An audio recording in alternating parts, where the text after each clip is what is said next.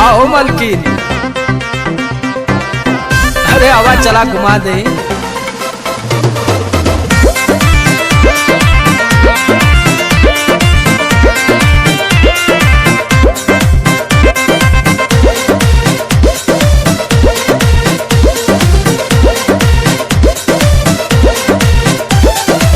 चलो ना जानू आज पटना घुमा दूं। अच्छा? चल के बजरिया में शॉपिंग करा दूं।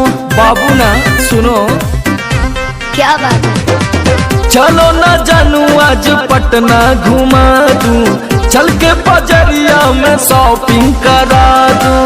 चढ़ब न फेरू सफरिया पिया, काले से उठे दरदिया पिया। अरे? कमरिया पिया, कमरिया पिया, भइल बालपक के ककरिया पिया।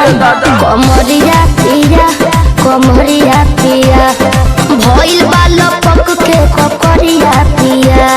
अरे तो बरियार फजीहत हो गई।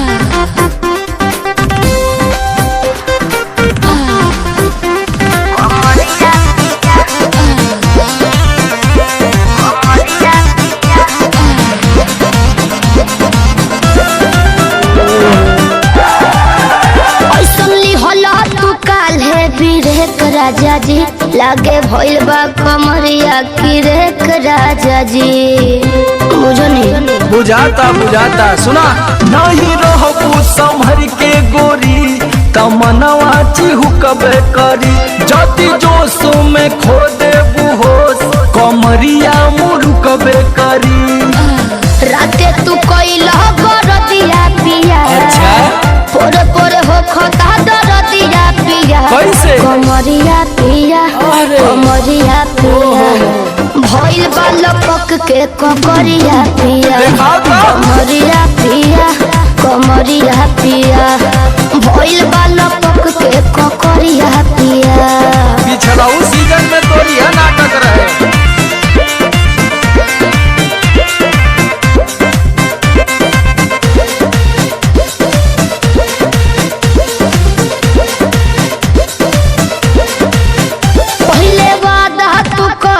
आशीष पिया हो, कौन करब ना अब साजिश पिया हो।